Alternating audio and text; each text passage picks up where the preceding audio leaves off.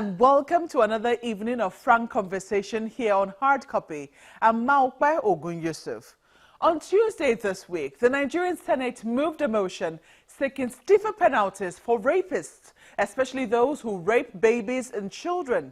They decry the increasing prevalence of the malaise and raised the conversation under a motion of urgent national importance. And that should say something to us all.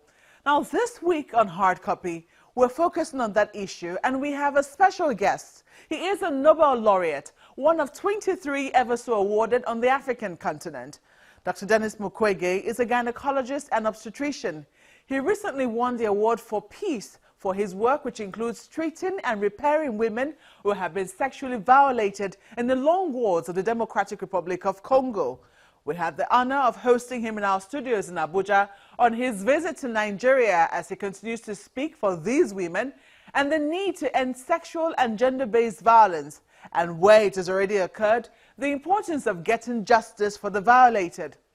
I'll cut out the niceties which preceded our conversation and dive right in.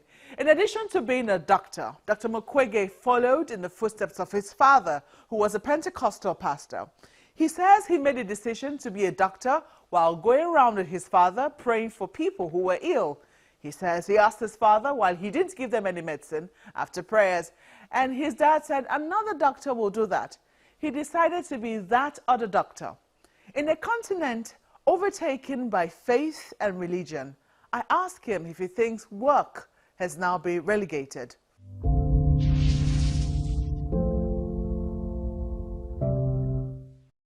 This really is a very big deal everywhere in Africa.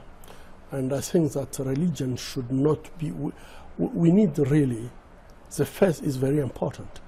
But I think that even myself, I'm Christian, and I know that if you are Christian, the Bible is clear. If you don't walk, you can't eat. So we need really to walk. And when I can see that some pastors are keeping people in the church for all the day and they are not walking, this is terrible for Africa. And we need really to change our way to see the walk and how we can walk and with faith.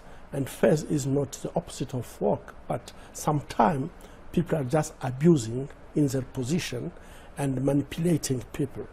I believe that you can pray everywhere. Even when you are walking, you can be also praying at the same time. But to spend all your time in a church praying and wait to get money from where? It's not possible to treat your family. How you can treat your family well if you are not working? So I think that in Africa we need really maybe some time. States have to take some decisions. So the church must be, we need to get rules. So the church is very important, but we need to give work his place in the society, because without working, we are just destroying everything.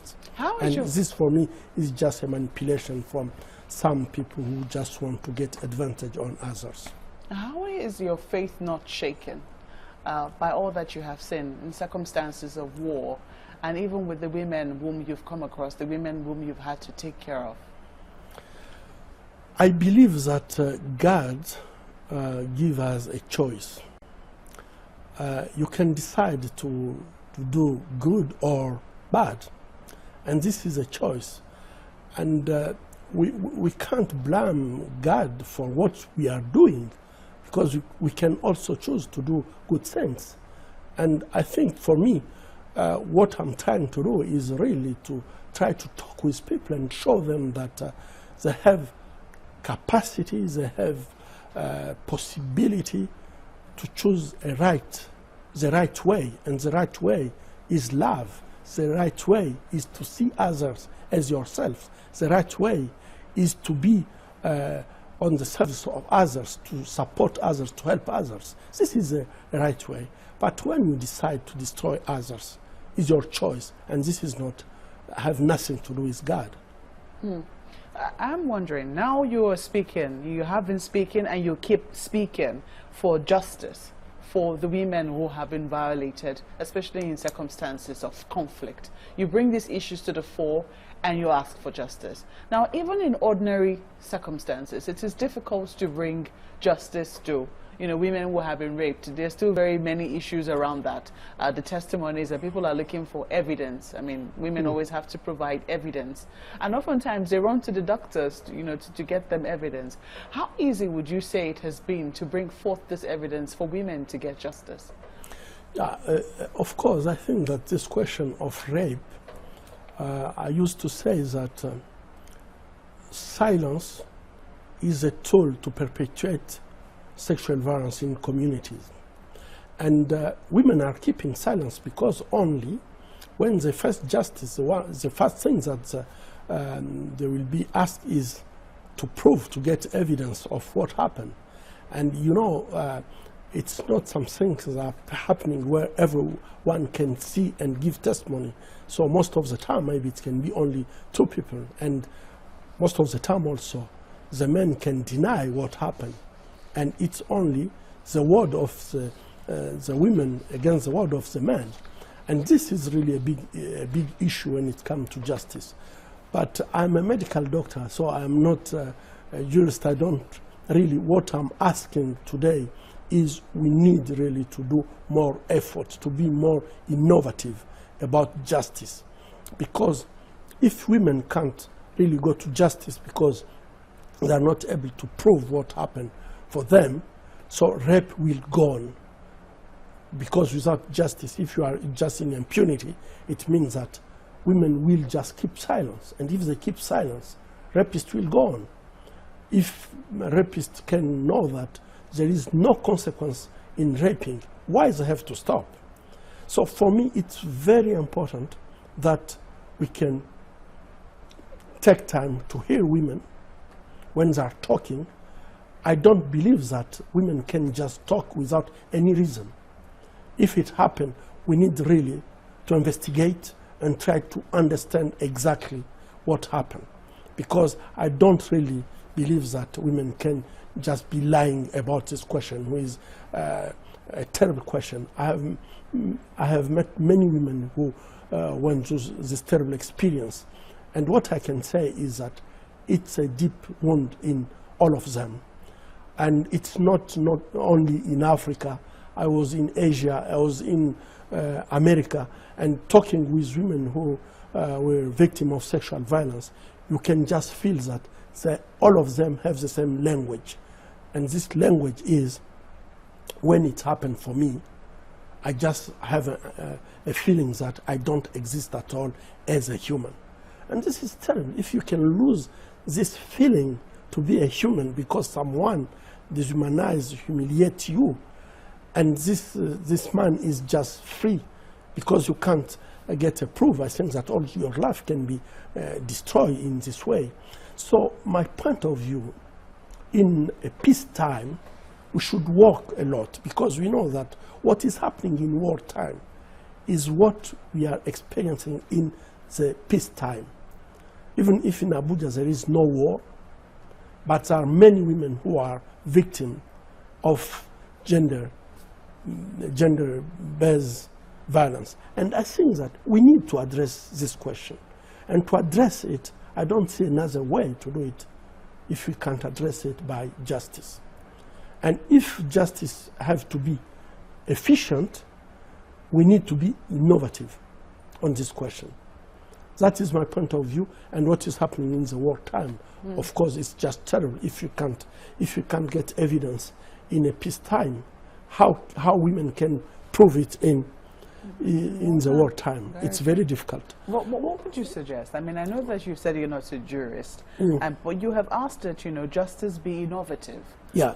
What would you say, what innovations would you ask that they bring in now, considering the type of evidence that is usually demanded in courts of law? Yeah, the law we have a law, but this law can also be innovative. It's not only to say, okay, we need to be innovative in evidence, but I think that the law also can make some changes to be effective and respond to the question of women. Today, if we don't have women who are going to justice, even if they are suffering a lot, it's only because they know that they will never win the case. So for them, it's more easier to say, okay, it happened, I'm sorry, I have to deal with this question myself and get it for on my life, because I know no one will support me, the family will not understand, my husband or friends will never understand what happened to me, and if I go to justice, they will ask me to come with evidence, and I don't have this evidence, so I have just to suffer with my problem. Is this a solution for this question? No, at all. No, at all. I can tell you about one case that I got a few months ago. It was about the rape of babies. And there really, you have medical evidence that you can't get with adult. Because when you rape a child of 12, 18 months, the damage, the physical damage is there, and there is no way to say that she was not raped. But there is another question that on the court they ask us, who did it? And it was not possible to really, at the beginning, to say exactly who was responsible for that. But can you imagine that when it happened to a baby, everyone is sure that it happened, and the baby can't lie. But the judges need evidence to tell them who was responsible for what happened to a baby. And there, my big concern is we should get a way, really, to make a progress. And I'm just a medical doctor, I can collect proofs, but when women come to me after 3 months, 6 months, adult women, I can't say that she was raped. I can just believe in her stories and just accept what she's telling me. But this is not enough for judges. And this is why, for me, it's not for me, a medical doctor, to say what should be done.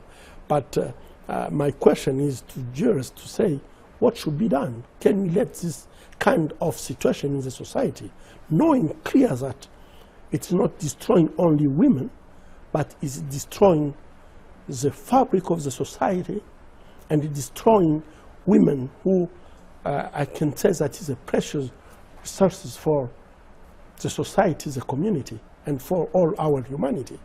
How can we accept that this can happen without any consequence for the one who is doing it?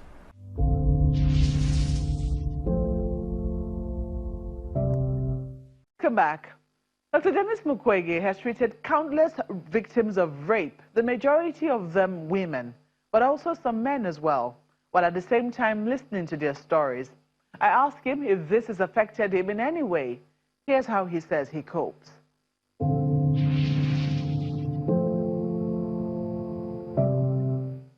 It's not really easy. I'm a father of 5 children. I have 4 girls. I have grandchildren. I have a wife. I have a mother. I have sisters. And I think that if you can just think when you are treating, when you are hearing all these stories, and think about your own family, or your own relatives, and think that it can happen to you, it's so traumatizing. And it's just terrible things. And really, I know that at the beginning, when I start to treat this kind of pathology in my hospital, 2000, after 6 months, I was really not able to go on because it was very hard, and it was hard also for my staff. And I was obliged to just to be a surgeon and work with surgery and not listen to the stories of women, because it was just terrible to listen to all this story and get these women in the operating room, because there you become part of the problem, and to fix it when when you have all this story and you become part of the problem, it's very difficult. So at this moment, I stopped to listen to them, and it was the time that we create a second pillar of our treatment to get psychologists and social psychologist assistant to help women.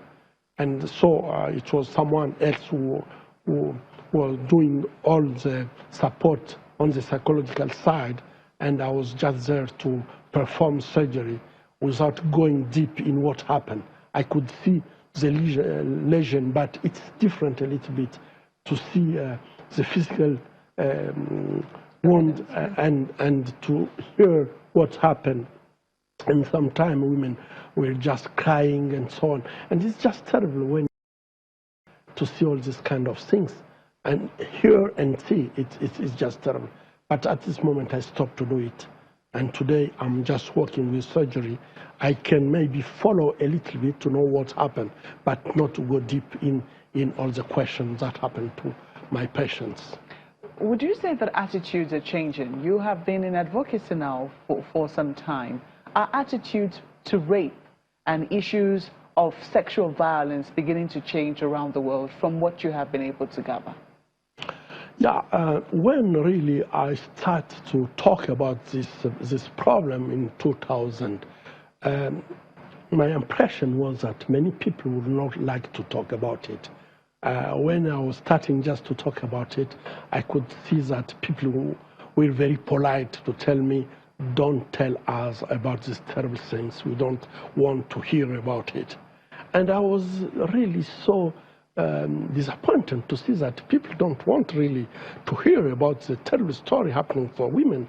And women are part of our humanity, and we need to be responsible for what is happening around us and around especially women who we are living with them, and they are part of our humanity.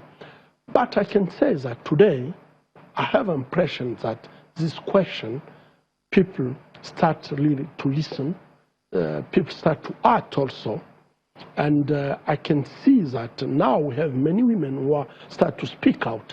And this is really very, very important, because when women start to speak up, it means also that now they are overcoming the stigma. And this is very important for me, because I'm sure that when women start to talk about it, it's a way to give a message to all rapists that if you rape me, I will not keep silence. I will just spread the message. And I know that for many men, this can be maybe some things to stop them to do these bad things, because they know that it will not be a secret. It will be known. And I'm sure that we have now what I'm telling to women. You need to be enough strong when it happens. Just speak up. And we as a community, we need really to support women. The states have to support also women. When the women have this courage to speak out, we need to support them. And when we support them, in spite to stigmatize them, it's a way also to give them more strength, and it to advertise also all the men that if when they are in this wrong way, women will not keep silence. Interestingly, I know that you work largely with women, but yeah. you know, there are now stories of men also being raped, especially in situations of conflict. How do you think the world should be reacting to that? Yeah, I treat also men who were raped by other men, and even by women. But, and there you can see the big difference. When it happened to men, they have just impression that they don't exist at all as men. And most of them really, you can take maybe 100 times your resources to help a man to overcome his trauma than you are using for a woman to treat her. And this is only because men have impression that they are powerful, they can do everything. And when this happens to them, have just impressions that I'm not a man at all. But for women, I think that women are living not only for themselves, they are living also for their families, their children, and so on. So they are more strong to overcome this situation than men who have just impression that it happened to me, so I lose all my power. I'm not at all a man. And it's very, very hard to treat men when it happens. This is my experience. I've seen that it's very, very hard. I have treated some men who will rape in front of their wife and or their children. I can say that most of them are just trying to kill themselves because they have impression that why I have to go alive when this happened in front of my children and my wife. And my wife will never believe me as a man when she saw. But most of the time when I'm trying to do the reconciliation, family reconciliation, I think that women are really very kind to understand that it happened. It was a bad thing and it was not your fault, and support their husband. This is very strange. Women are supporting, when it happened, women are supporting their husband to just give them more strength about what happened. But when it happened to women, men are not supporting. It's just, it's finished. We are not my wife at all. So it's a big difference when it happened to men and to women. And I've seen another things. Many women are facing this terrible rape with extreme violence to destroy the genital of women. But when it happened to women, and you talk it in media, no one is reacting. It's like, okay, it's sorry. But I have seen men with their genital cut by combatant. And there you can see that all journalists want to know how it happened. Even it is one case for thousands of women rape and have their genital destroyed. But you have impression that when it happened to men, the world is more engaged, media is more engaged. And my question is why?